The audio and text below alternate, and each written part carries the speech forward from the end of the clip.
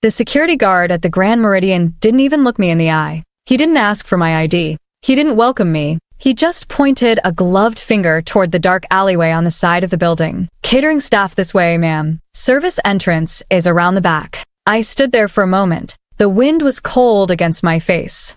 I was wearing a midnight blue designer dress that cost more than his car, but he didn't see the dress. He just saw a middle-aged woman standing alone. He assumed I was there to clean up or serve food. My hand tightened around my purse. Inside, tucked in a velvet pocket, was a heavy titanium key card. It was engraved with a single letter, L. It stood for Lane Hospitality Group. I built this company from nothing. I signed the checks. I owned the very ground this man was standing on. Tonight was my son's engagement party, and in my own hotel, I was being treated like invisible help. I didn't correct him. I didn't scream. I just stared at him for one long second. "Thank you," I said quietly. I turned and walked toward the service corridor. They wanted to treat me like a servant? Fine. I would play the part, but by the end of the night, they would all know exactly who the boss really was. Before we dive in, make sure to like this video, subscribe to the channel, and drop a comment below telling me, where in the world are you watching from? I walked down the long, concrete service corridor. The lights overhead were buzzing. The air smelled like industrial cleaner and old fryer grease. It was a familiar smell. It was the smell of my past. Most people see me now, Victoria Lane Carter, the CEO in the tailored suit, and they think I was born this way. They see the diamonds in my ears. They see the way I walk, head high, shoulders back. They think I come from money. They think I don't know what it's like to scrub a toilet or worry about the electric bill. They are wrong. As my heels clicked against the cold floor of the hallway, my mind went back 30 years. I wasn't Victoria Lane Carter then. I was just Vicky. I was the daughter of a seamstress in Queens. I grew up above my mother's shop. It was a tiny place. The air always smelled like steam and dust. My mother worked 18 hours a day, bent over a sewing machine, fixing hems for rich ladies who didn't even say thank you. I used to sit under her cutting table, doing my homework while the floorboards creaked above us. I learned one thing from watching her. Hard work doesn't guarantee respect. My mother was the hardest worker I ever knew, but she died with nothing in her bank account. She died tired. When I was 24, I made a choice. I wasn't going to just work. I was going to own. I scraped together every penny I had. I took out loans that terrified me. I bought a crumbling, sad little motel on the side of a highway in New Jersey. It cost me $160,000. It was a lot of money back then. People told me I was crazy. My friends told me I was throwing my life away. "It's a dump, Vicky," they said. "The roof leaks. The pipes rattle. Who is going to stay there? People who need a bed," I told them. That first year, I did everything. I didn't have staff. I didn't have a cleaning crew. I was the maid. I was the front desk clerk. I was the maintenance man. I remember one night specifically. It was February. A pipe burst in room 4. Water was flooding the carpet. It was freezing outside. I was on my hands and knees at 3 in the morning, soaking up freezing water with a pile of towels, crying. My hands were raw and red. My back felt like it was breaking. My son, Ethan, was 3 years old then. He was sleeping in a playpen behind the front desk because I couldn't afford a babysitter. I looked at him sleeping there, wrapped in a blanket I had knitted. I wiped my tears on my sleeve. "I am doing this for you," I whispered to him. "You will never have to do this." And I kept my promise. That little motel started making money. I reinvested every cent. I bought a second motel, then a small hotel. Then I started buying distressed properties, beautiful old buildings that were failing, and turning them into luxury experiences. It took me 3 decades, 30 years of missed birthdays, late nights, and stress that made my hair fall out. But I built it. The Lane Hospitality Group, a $1.2 billion empire. Ethan grew up in the middle of it. He saw the work. When he was 10, he used to help me sort receipts on the dining room table. When he was 16, he worked a summer as a bellhop because I wanted him to know the value of a dollar. He knew our story. He knew we came from Queens. He knew that the only reason he drove a nice car and went to a private university was because I never stopped working. We were a team. It was always Victoria and Ethan against the world. Then he met Isabel Harrington. It happened 6 months ago. Ethan had finished his MBA. He was starting to work at the corporate office. I was so proud of him. I thought he was going to step into my shoes one day. But he changed. It started slowly. First, it was the clothes. Ethan stopped wearing the comfortable polos he liked. He started wearing stiff, expensive suits with pocket squares. He started getting manicures. Then it was the way he spoke. He stopped using simple words. He started using phrases like summering in the Hamptons and generational wealth. He brought Isabel home to meet me on a Tuesday. I remember the day perfectly. I had cooked dinner.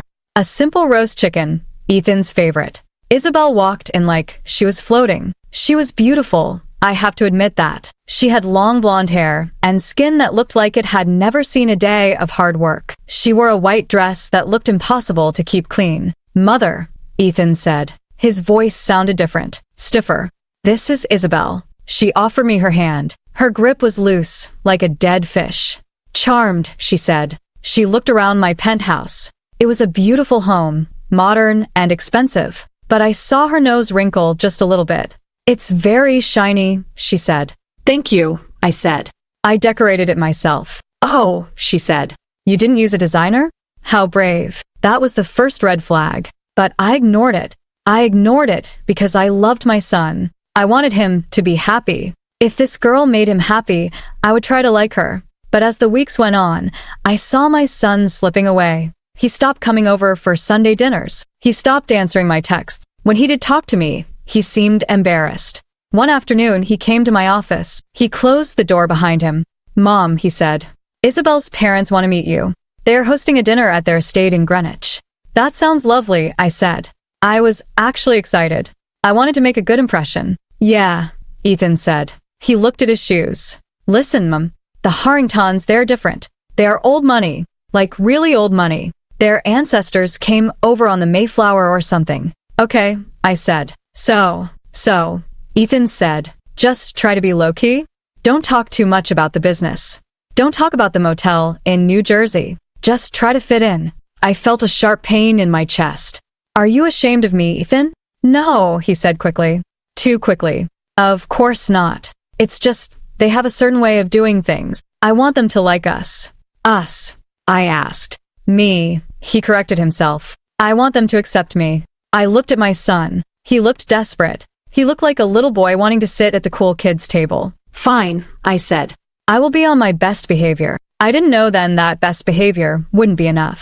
I didn't know that to people like the Harringtons, it didn't matter how much money I had or how hard I worked. To them, I would always be the daughter of a seamstress. I would always be the help. I continued walking down the service corridor of the Grand Meridian. The memory of that first dinner was burning in my mind. That was the night I should have known. That was the night I lost my son to them. I pushed open the heavy steel doors at the end of the hallway. The noise of the kitchen hit me, clattering pans, shouting chefs, the hiss of steam. This was the belly of the hotel. This was where the real work happened. I walked through the kitchen. The staff didn't recognize me. They were too busy. I was just a woman in a blue dress, navigating the chaos. I thought about that dinner in Greenwich. I thought about how small they made me feel. And now, tonight, they were doing it again. But this time, I wasn't going to be quiet. This time, I had a plan. The dinner had happened 3 months ago. It was the beginning of the end. I drove myself to the Harrington estate in Greenwich. Ethan offered to drive me, but I wanted to take my own car. I drove my Bentley. It was a beautiful car, a symbol of my success. I thought it would show them that I belonged in their world. I was wrong. When I pulled up to the gate, I saw the house. It wasn't a house. It was a mansion. It looked like a museum. It was made of gray stone and covered in ivy. It looked cold. There were 3 other cars in the driveway. All of them were vintage. Old Jaguars, old Mercedes.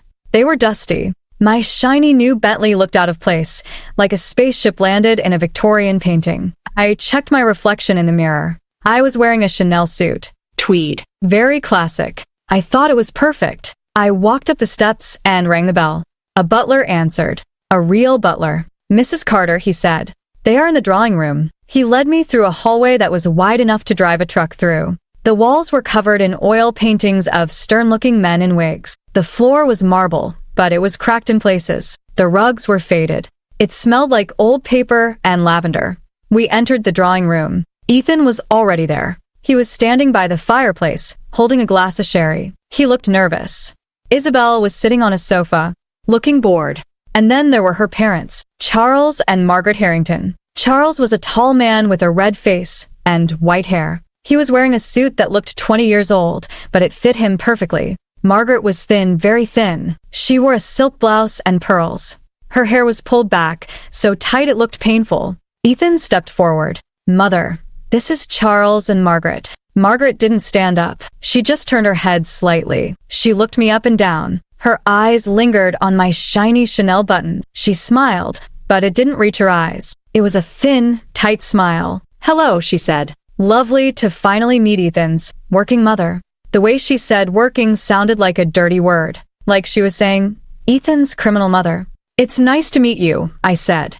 I stepped forward and offered my hand. She took it limply. "Your hands," she said. "They are very capable." It was an insult. I knew it. She was saying my hands looked like they did labor. Because they did. "I've worked hard all my life," I said, trying to keep my voice steady. "Yes," Charles said from the fireplace. His voice was booming. "Ethan tells us you run some hotels. Is that right?" "I own Lane Hospitality Group," I said clearly. "We have 42 properties worldwide." Charles chuckled. It was a dry, dismissive sound. Hospitality. Service industry. Tough business. Hard to find good help these days, isn't it? He wasn't listening. He didn't hear owner. He heard service. "Please sit," Isabel said. She patted the spot next to her. "Let's not bore everyone with talk about jobs." I sat down. I felt stiff. Ethan didn't look at me. He was staring at Charles, nodding at everything the old man said. We moved to the dining room. The table was enormous. It was set with silver that looked heavy and ancient. The plates were porcelain. The dinner was tiny. A small piece of fish. 3 asparagus spears. No sauce. "So," Margaret said, cutting her fish into microscopic pieces. "Ethan tells us you are from Queens." "Yes," I said. "I grew up there." "Fascinating," she said. She looked at her husband. "Charles, didn't our maid, Maria, come from Queens?" "I believe so," Charles said. "Or perhaps the Bronx." "It's all the same, isn't it?" My blood started to boil. They were doing this on purpose.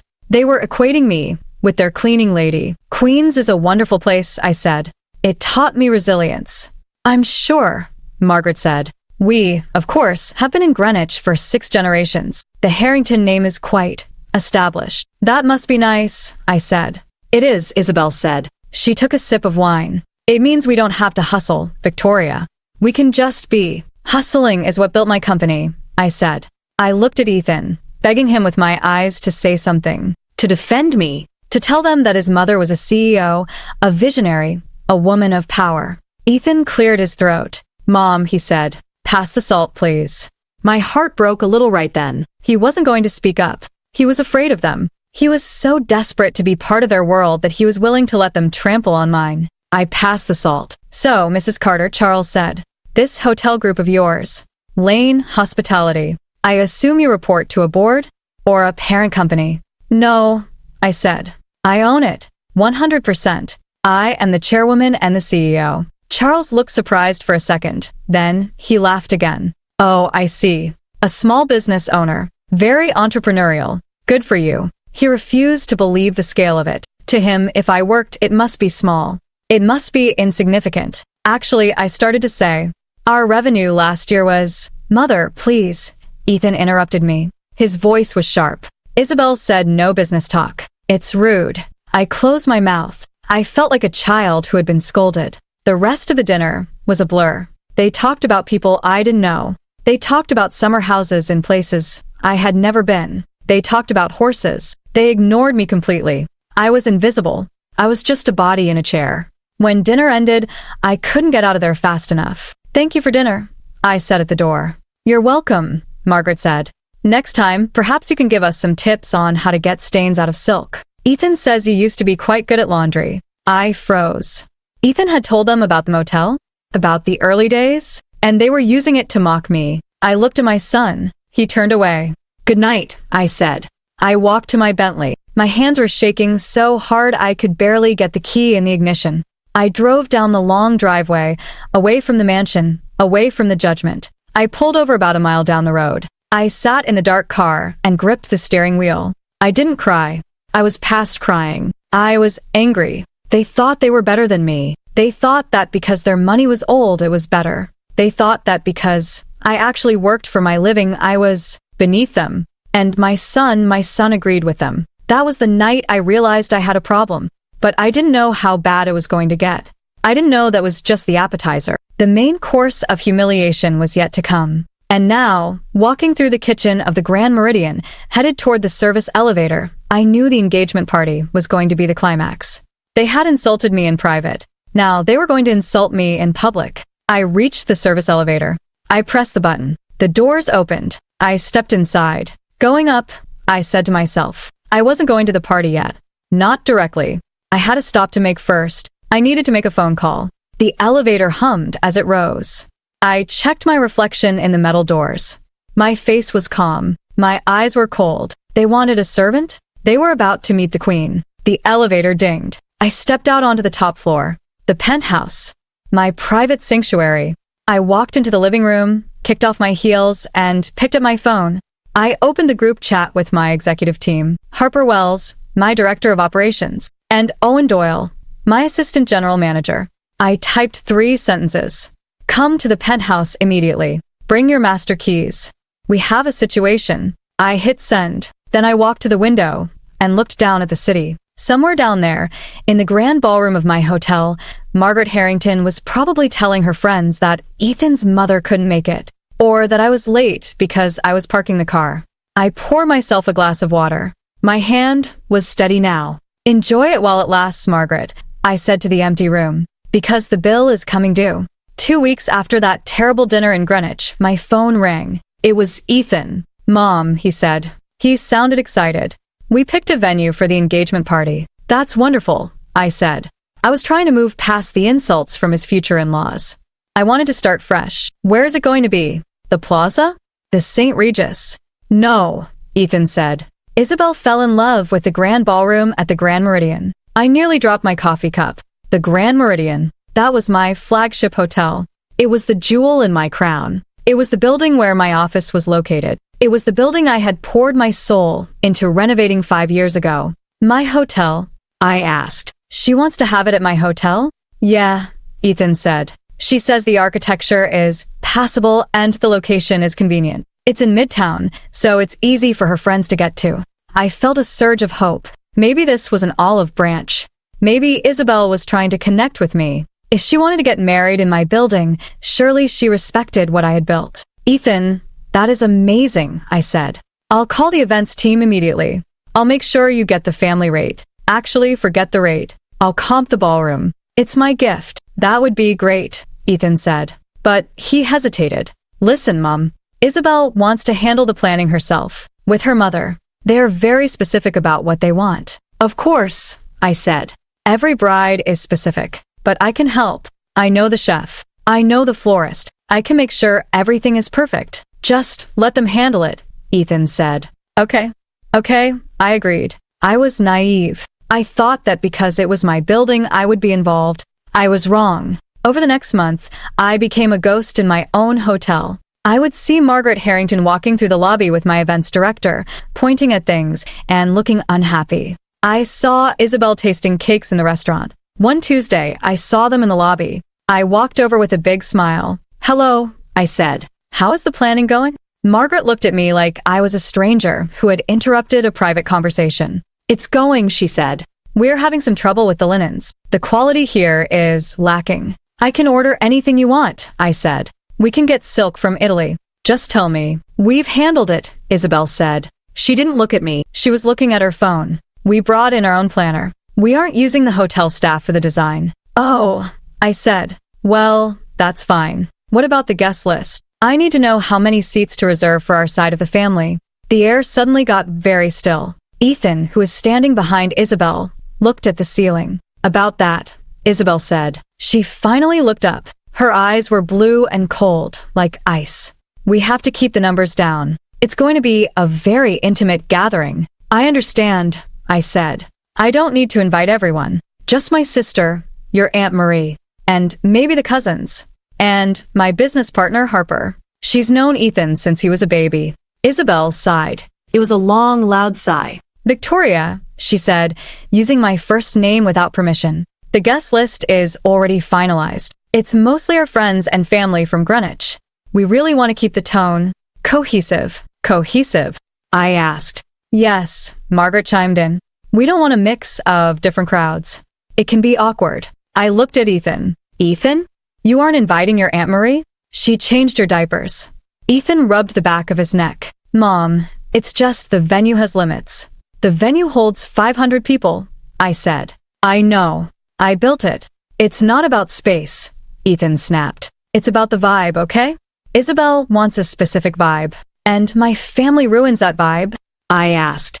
Don't be dramatic, Ethan said. You are invited. Isn't that enough? I stood there in the lobby of the hotel I owned, realizing what was happening. They weren't just excluding my family. They were erasing my history. They wanted Ethan, but they didn't want where he came from. They didn't want the Queen's accent. They didn't want the loud laughs of my cousins. They didn't want the working class. Fine, I said. My voice was quiet. Just me. Great, Isabel said. She turned back to her mother. Now, about these curtains. Can we take them down? I walked away.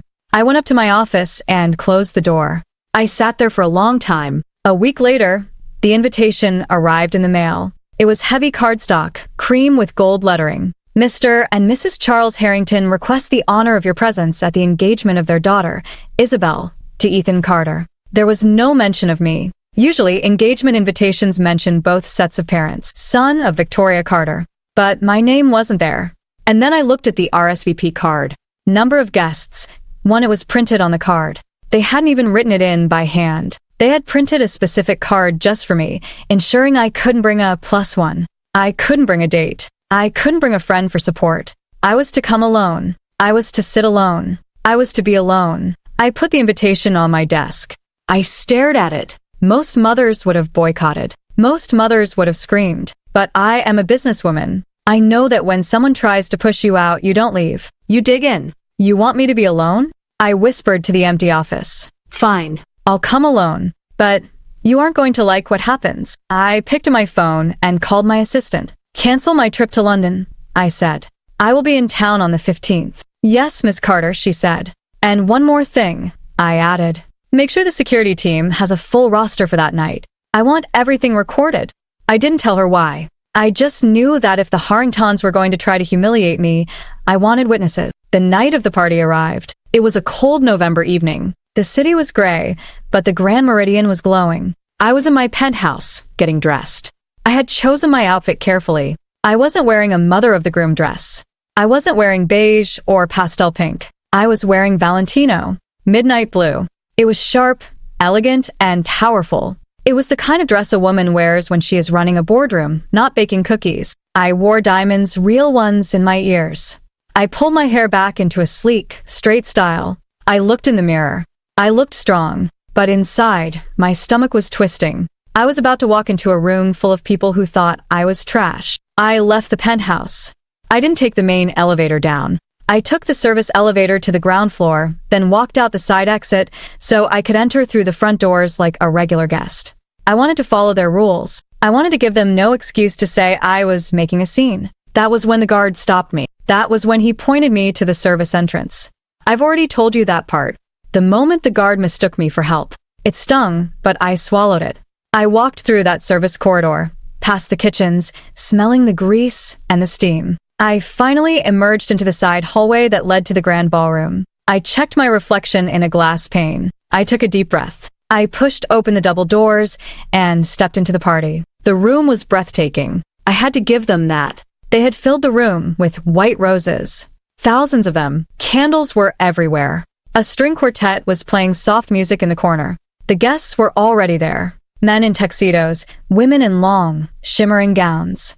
The air smelled of expensive perfume and old money. I scanned the room for Ethan. I saw him near the bar, laughing with a group of young men who all looked exactly like him. He looked happy. He didn't look like he was missing his mother. I took a step forward, and immediately, Isabel was there. It was like she had been waiting for me. She was wearing a white dress that looked almost like a wedding gown. She looked perfect, and she looked malicious. Victoria, she said. Her voice was too loud. You made it. Hello, Isabel, I said. The room looks beautiful. Doesn't it, she said. She didn't hug me. She didn't offer to take my coat. She just stood there blocking my Path. Listen, we had a little mix-up with the seating chart. Oh, I said. Yes, she said. She smiled, a sweet, poisonous smile. We had more acceptances than we expected, so we had to move some people around. I see, I said. Where am I sitting? Well, she said. We wanted you to be comfortable, somewhere quiet, so we put you at table 19. She pointed. I followed her finger. The ballroom was set up with round tables surrounding a dance floor. The prime tables were in the center. The secondary tables were near the walls. Table 19 was not near the wall. Table 19 was in the back corner, tucked behind a large pillar. It was directly next to the swinging double doors that led to the kitchen. It was the worst seat in the house. It was the table where you put the photographer or the backup band. Every time the waiters came out with trays of food, the doors would swing open and hit the back of the chairs at that table. It's a bit cozy, Isabel said, but we thought you'd like it. It's close to the food. She smirked. It was a tiny, fleeting expression, but I saw it. She was making a joke. The help likes to be near the kitchen. And, she added, since you came alone, we put you with some people we thought you'd get along with. I looked at the table. There were 4 other people sitting there. They didn't look like the other guests. They were dressed more simply. They looked uncomfortable. I recognized one of them. It was Isabel's old nanny, an elderly woman who looked confused. They had put me at the staff table. They had taken the owner of the hotel, the woman whose name was on the deed, and they had seated her with the retired household help. My face felt hot. The humiliation washed over me like a wave. I could feel people looking. I could see Margaret Harrington across the room, watching me over the rim of her champagne glass. She raised her eyebrows, daring me to complain, daring me to make a scene so they could say, see, she has no class. She is making it all about her. I looked at Ethan. He was still by the bar. He wasn't looking at me. He was actively avoiding looking at me. He knew. He knew where I was sitting, and he had let it happen. That was the moment the last piece of my heart broke. My son had sold me out for a seat at their table. I looked back at Isabel. Thank you, I said. My voice was calm, dead calm. It looks perfect. Isabel looked disappointed. She wanted me to cry. She wanted me to yell. Good, she said. Well, enjoy yourself. She spun around and walked away to greet a senator who had just walked in. I walked to table 19. I pulled out the chair. The kitchen door swung open, and a waiter rushed out with a tray of appetizers. The door bumped my chair. Sorry, ma'am, the waiter gasped. I looked at him. He was young. He looked terrified. He was wearing the uniform I had approved 3 years ago. It's okay, I said gently. It's not your fault. I sat down. I smoothed my blue dress. I placed my purse on the table. The elderly nanny next to me smiled. Hello, dear, she said. I'm Betty. I used to change Isabel's diapers. Hello, Betty, I said. I'm Victoria. I'm the groom's mother. Betty looked confused. The mother? But why are you back here with us? That is a very good question, Betty, I said. I looked out at the room. I saw the Harringtons laughing. I saw my son holding Isabel's hand. They were basking in the luxury of my hotel, drinking my wine, eating my food, and treating me like I was a stain on the carpet. I reached into my purse. I felt the cold metal of my phone. I wasn't going to eat their rubber chicken. I wasn't going to sit here and be hit by a door all night. I had tried to be nice. I had tried to be a mother. Now I was going to be a CEO. I unlocked my phone. I saw the time. It was 8:15 p.m. I opened the text chain with Harper and Owen. I am at table 19, by the kitchen. I want you to come to the penthouse. Now. And bring the master guest list. I hit send. I turned to Betty. Betty, I said. Do you like this hotel? Oh yes, she said. It's very fancy. I'm glad you like it, I said. I stood up. Because the owner is about to make an announcement. Where are you going? Betty asked. I have to go to work, I said. I didn't walk toward the exit. I walked toward the service door. I pushed it open and stepped into the kitchen. The chef stopped. The sous chef looked up, surprised to see a woman in a Valentino gown standing by the fry station. Where is the service elevator? I asked. Down the hall, ma'am, he said. Thank you, I said. I walked down the hall. I was done being the victim. I was done being the working mother. I pressed the button for the penthouse. The game was over. The elevator ride to the penthouse was the longest 30 seconds of my life. I stood alone in the metal box, watching the numbers climb. 10, 20, 30, 40.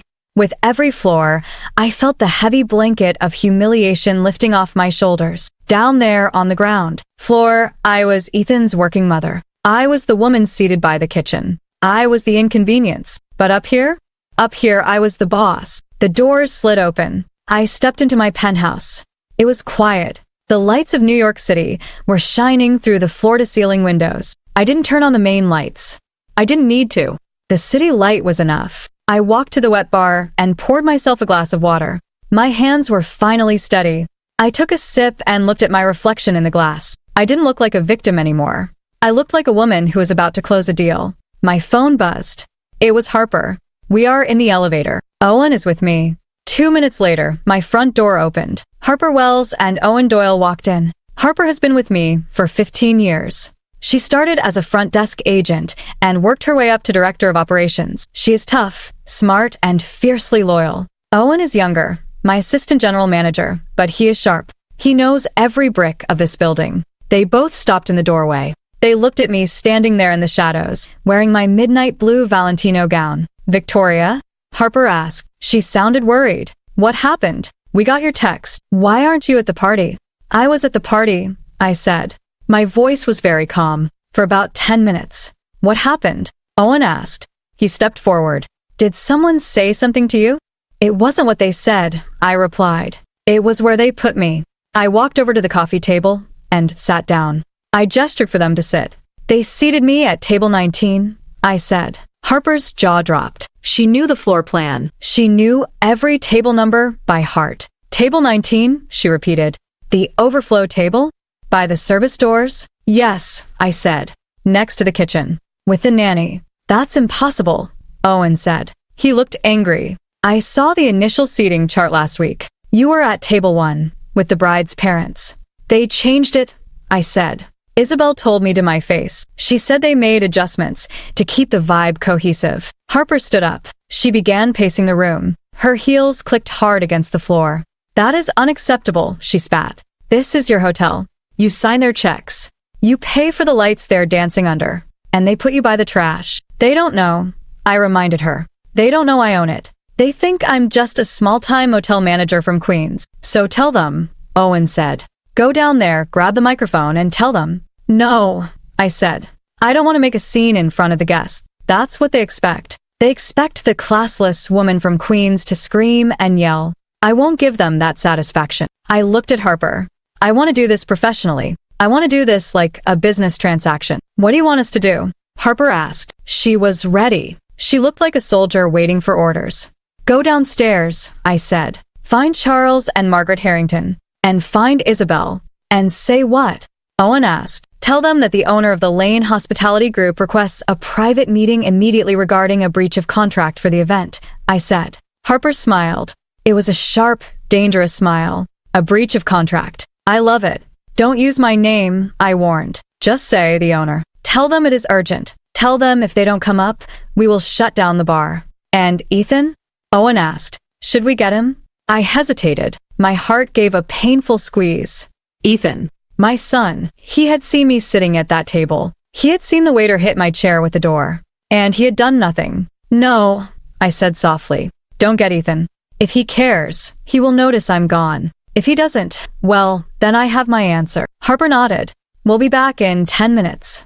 They turned to leave. Wait, I said. They stopped. Bring the security feed up on the main monitor, I said. I want to watch. Owen grabbed the remote and turned on the large screen on the wall. He switched the input to the ballroom cameras. I watched as my 2 executives walked out of the penthouse. I sat there alone again. I watched the screen. I saw the ballroom in high definition. It looked small on the screen. The people looked like ants. I saw Harper and Owen enter the ballroom. They didn't look like guests. They looked like authority. They cut through the crowd. I saw heads turn. I saw them approach the head table. Charles and Margaret were sitting there, looking like royalty. Isabel was standing next to them, laughing. I watched Harper lean down and whisper something to Charles. I saw Charles's face change. He looked annoyed. He waved his hand, dismissing her. Harper didn't move. She spoke again. I couldn't hear the words, but I knew her body language. She was telling him this wasn't a request. Margaret looked up. She looked offended. She stood up, smoothing her dress. Then Charles stood up. Isabel looked confused, but she followed them. They were coming. I felt a rush of adrenaline. It wasn't fear. It was power. For 30 years, I had worked in the shadows. For 30 years, I had let people underestimate me because it was good for business. But tonight, the shadows were gone. I stood up and walked to my desk. I sat in my large leather chair. It was a throne. Behind me, the city skyline glittered. I placed my hands on the desk. I waited. I heard the elevator ding. I heard voices in the hallway. "This is outrageous," Charles was saying. His voice was muffled through the door, but getting louder. "I don't care who the owner is. We are paying customers. We are the Harringtons." "Right this way, sir," Harper's voice said, cool and professional. "I'm going to have you fired," Belle's voice said. "Do you know who we are?" The door handle turned. I didn't stand up. I didn't smile. I just sat there, waiting for the door to open. It was time to teach them a lesson about class. The door swung open. Harper and Owen walked in first. They stepped to the side, standing like guards. Then, the Harringtons marched in. Charles came first, his face red with anger. Margaret was right behind him, looking like she had smelled something bad. Isabel brought up the rear, looking bored and annoyed. They didn't see me at first. The room was large, and I was sitting behind the massive oak desk on the far side, half in shadow. "Where is he?" Charles demanded, looking at Owen. "Where is this owner?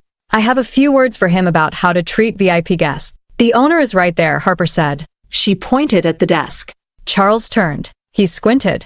I leaned forward. The light from the desk lamp hit my face. "Good evening, Charles," I said. The silence that filled the room was heavy. It was thick. You could have cut it with a knife. Charles froze. His mouth opened, but no sound came out. Margaret grabbed his arm. She blinked rapidly, as if she was trying to clear a hallucination. "Victoria?" Isabel stepped forward. She let out a short, sharp laugh. "What are you doing here? This is the owner's office. You can't just sneak in here because you didn't like your table." "Sneak in?" I repeated. I kept my voice very low, very steady. "Yes, sneak in." Isabel snapped. "You are embarrassing us. Again. Get out of that chair before security comes." "Security is already here," I said. I nodded toward the door. Two large men in black suits had stepped into the room behind them. "I don't understand," Margaret said. She looked at Harper. "Why is she here?" "We were told to meet the owner of the Lane Hospitality Group." "You are meeting her," Harper said. She sounded satisfied. "This is Victoria Lane Carter, founder and CEO of Lane Hospitality. She owns this hotel. She owns the building. She owns the land. And," I added, "I own the chair I am sitting in, which is why I don't have to get out of it." The color drained from Charles's face. It didn't happen slowly. It happened all at once. He went from red to a sickly gray. He looked around the room. He looked at the awards on the wall. He looked at the photos of me cutting ribbons at new hotels. He looked at the magazine cover framed near the window. Victoria Carter, the billion-dollar hostess. He hadn't bothered to look at it before. He hadn't bothered to know. "No," Isabel whispered. That's not true. Ethan said you ran a motel." "I did," I said. 30 years ago. I bought it. Then I bought another one. Now I have 42. I stood up. I walked around the desk. I stood directly in front of them. "You treated me like a servant," I said. "You mocked my work. You mocked my background. You put me by the kitchen door because you thought I wasn't good enough to sit with your friends." "Victoria, wait," Margaret stammered. Her voice was suddenly high and shaky. "There has been a misunderstanding. We were just joking. It was all in good fun. Was it?" I asked. "Was it fun when you told me my hands looked like they did labor? Was it fun when you printed a special invitation to make sure I came alone?" "We didn't know," Belle cried out. "If we had known who you were." "That is exactly the point." I cut her off. My voice rose just a little. "You shouldn't have to know my bank balance to treat me with basic human respect. You treated me like trash because you thought I was poor. That tells me everything I need to know about you. Now, see here." Charles tried to bluster. He straightened his tie. "We are still the Harringtons. We are paying for this event." "Actually, you aren't," I said. "I comped the ballroom. Remember? I gave it to you for free. Because I loved my son." I walked over to Harper. "How much is the bar tab so far?" "About $15,000, Harper said, checking her tablet. "Add it to my personal account," I said. "And then close the bar. You can't do that. Isabel screamed. It's my engagement party. It's my hotel, I said. And I reserve the right to refuse service to anyone who abuses the staff. And since you treated me like staff, I am refusing you. Suddenly, the door opened again. Ethan ran in. He was out of breath. He looked panicked. Mom, he said. Isabel? I saw you guys leave. What is going on? He looked at the scene. His fiancée crying. His future in-laws looking pale and sick. His mother standing like a general in the middle of the room. Ethan. Isabel ran to him. She grabbed his arm. Your mother is crazy. She's ruining everything. She says she owns the hotel. Ethan looked at her. Then he looked at me. She does, Ethan said. His voice was quiet. Isabel froze. What? She owns it, Ethan said. I told you she was in the hotel business. I told you she was successful. You said she had a motel. Isabel shrieked. You didn't say she was this. You didn't ask. Ethan yelled back. It was the first time I had ever heard him yell at her. You didn't care? Ethan continued. He pulled his arm away from her. Every time I tried to talk about my family, you rolled your eyes. You called her quaint. You called her working class like it was a disease. Ethan, darling, Margaret said, stepping forward. She put on a fake, sweet smile. Let's calm down. Obviously, if we had known your mother was a woman of such stature, we would have made different arrangements. Stop, Ethan said. He held up his hand. He looked at me. His eyes were full of tears. Mom, he said. I saw you at table 19. I know you did, I said. I didn't make it easy for him. I stood my ground. I saw the waiter hit your chair, he said. And I didn't move. I was so scared of losing them that I lost you. He looked at Charles and Margaret. He looked at their terrified, greedy faces. They weren't looking at him with love. They were looking at him like a connection to a bank account they had just discovered. They don't respect us, Ethan, I said softly. They never will. Even now, they're only being nice because they see the money. Is that the family you want? Ethan looked at Isabel. Val?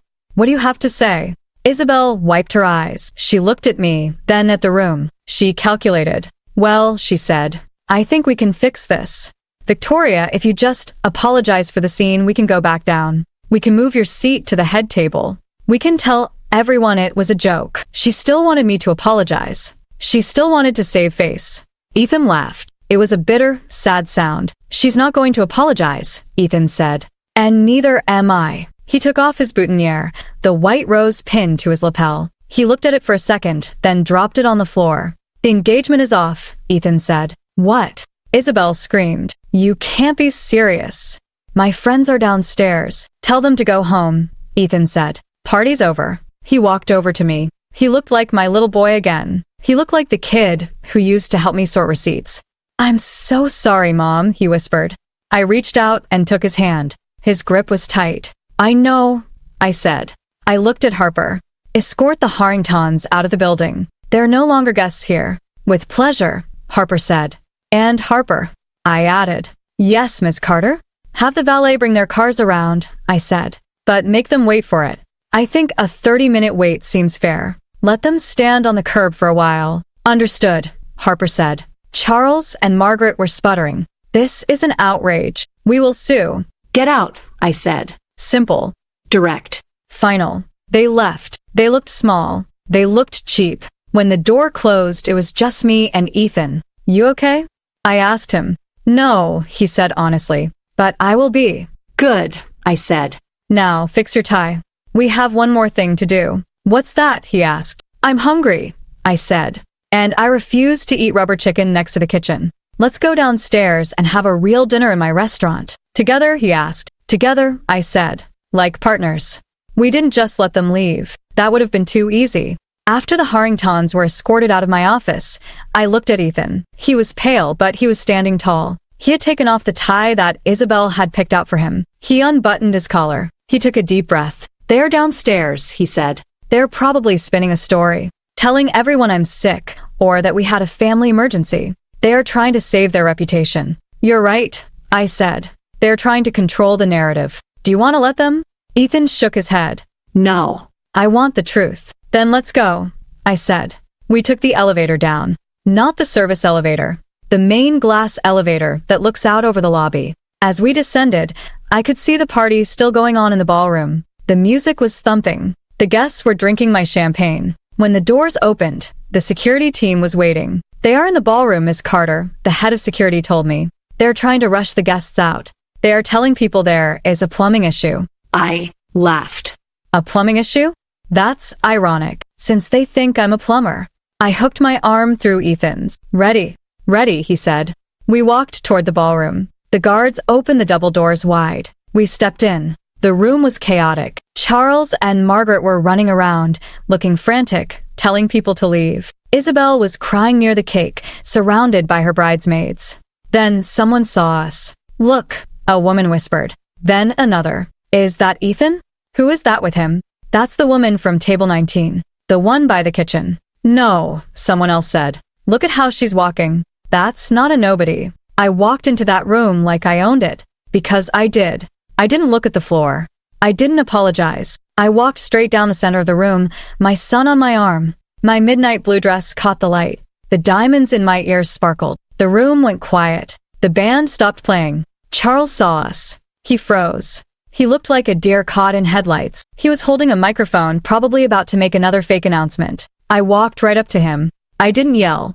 I didn't scream. I just held out my hand. "I'll take that," I said. Charles looked at me. He looked at the security guards standing behind me. He looked at the hundreds of wealthy guests watching him. He knew he had lost. He handed me the microphone. His hand was shaking. I turned to the room. The silence was absolute. You could hear a pin drop. "Good evening, everyone," I said. My voice was clear. It echoed through the massive hall. "I am Victoria Lane Carter. I am Ethan's mother." I paused. I let that sink in. I am also the owner of the Lane Hospitality Group, which means I am the owner of this hotel. I am the reason you are all standing here tonight. A gasp went through the room. People started whispering. I saw heads turn toward the back corner, toward table 19, and then back to me. They were doing the math. They realized that the owner of the building had been sitting next to the kitchen door. "There has been a change of plans," I continued. "My son has decided that he will not be marrying into the Harrington family. We have realized that our values do not align." I looked at Margaret. She was clutching her pearls, looking like she was going to faint. "The Harringtons were just leaving," I said. "But please, the rest of you, stay. The bar is open. The food is paid for. Enjoy the hospitality of the Lane family. We know how to treat our guests. Unlike some people, we don't judge you by your bank account." I handed the microphone back to a stunned waiter. "Music," I ordered. The band started playing immediately. I turned to Charles and Margaret. "You have 5 minutes," I said quietly. "After that, my security team will escort you out. And they won't be gentle." Charles didn't say a word. He grabbed Margaret's arm. He grabbed Isabel, who was sobbing loudly now, and they hurried toward the exit. As they walked out, nobody stopped them. Nobody said goodbye. The friends they cared so much about were already turning their backs. They were walking toward me. It was instantaneous.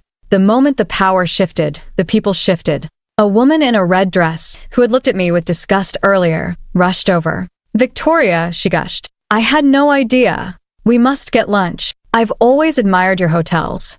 A man in a tuxedo shook my hand. "Ms. Carter, fantastic speech. Strong. I like that." I smiled at them. I was polite, but I saw them for what they were. They were sharks. They followed the blood. "Harper," I said, turning to my director of operations. "Yes, Victoria?" "Keep an eye on them," I said. "But let them stay. Let them see what they missed." I turned to Ethan. He was looking at the door where Isabel had just vanished. "You okay?" I asked. He looked at me. He smiled. It was a real smile this time. A relieved smile. "Yeah," he said. "I feel lighter." "Good," I said. "Now let's go get some real food. I'm starving." We walked out of the ballroom, leaving the party behind us. We left the fake friends and the social climbers.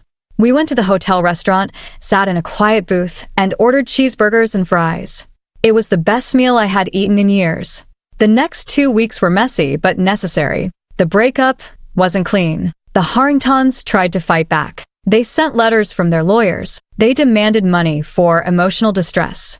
They demanded reimbursement for the wedding deposits they had lost. I handled it personally. I sent a single large envelope to their lawyer. Inside, there was no check. There was just a copy of the contract for the engagement party, the one I had comped, and a bill for the bar tab they ran up before I shut it down. The bill was for $18,400.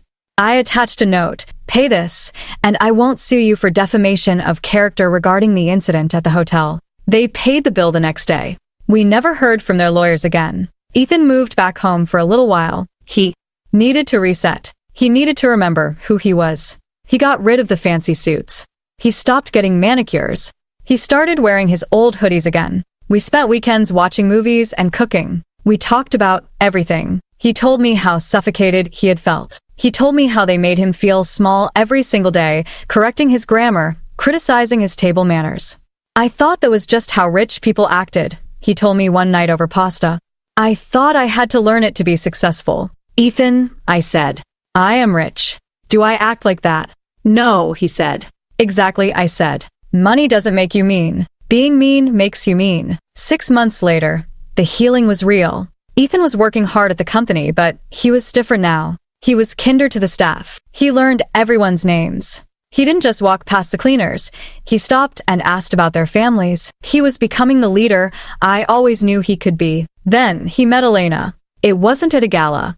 It wasn't at a country club. He met her at a library. Lane Hospitality was sponsoring a literacy program for kids in the Bronx, and Ethan went to volunteer. Elena Brooks was a teacher. She was reading to a group of 5-year-olds when Ethan walked in. He told me about her that night. She's normal, Mom, he said. His eyes were shining. She didn't ask me what car I drove. She asked me what my favorite book was. I met her 2 weeks later. Ethan brought her to the penthouse for dinner. I was nervous. I admit it. I was afraid of another Isabel. But then Elena walked in. She was wearing a simple green dress and flat shoes. She was carrying a box of cookies from a bakery in the Bronx, the bakery near where I used to live. Mrs. Carter, she said. She had a warm, firm handshake. Ethan talks about you all the time. He says you're a superhero. He exaggerates. I said, smiling. These are for you, she said, handing me the box. I know you like the rainbow cookies from Gino's. I almost cried. She knew where I was from. She respected it. She didn't look down on it. She celebrated it. We sat down for dinner. We didn't talk about stocks or summer homes. We talked about her students. We talked about books. We laughed until my sides hurt. She helped me clear the table. She stacked the dishwasher. You don't have to do that, I said. I have staff. I know, she said. But my mom would kill me if I didn't help clean up. That was when I knew she was one of us. A year later, Ethan proposed. The engagement party was very different this time. We didn't hold it at the Grand Meridian. We held it in the backyard of my house in Westchester. There was no seating chart. There were no VIP tables. We set up long picnic tables covered in checkered tablecloths. We hired a taco truck and an ice cream truck. I invited everyone. My sister Marie came. The cousins came. Harper and Owen came. Elena's family came. Her father was a retired bus driver, and her mother was a nurse. They were loud. They were happy. They hugged everyone. I looked around the yard. I saw Ethan and Elena dancing on the grass, barefoot. I saw my director of operations sharing a beer with Elena's dad. There was no staff in trance. Everyone walked through the front gate. Everyone was welcome. I walked over to the food table to get a taco. I saw a young woman standing there, looking a bit shy. It was one of Elena's cousins. Hi, I said. I'm Victoria. I know, she said. She looked nervous. You own all those hotels, right? I do, I said. That's so cool, she said. But isn't this party a bit simple for you? I looked at her. I looked at the joy in the yard. I looked at my son, who looked freer and happier than I had ever seen him. No, I said. This isn't simple. This is real. And real is the most expensive thing in the world. The girl smiled. I guess you're right. I am, I said. Now, go get a taco before they run out. Tonight, I am sitting on the terrace of my home in Westchester. The house is quiet. The party is over. The sun is setting, painting the sky in shades of purple and orange. It reminds me of the dress I wore that night. The night I reclaimed my name. I have a glass of wine in my hand. It's a cheap wine, honestly. One that Elena recommended.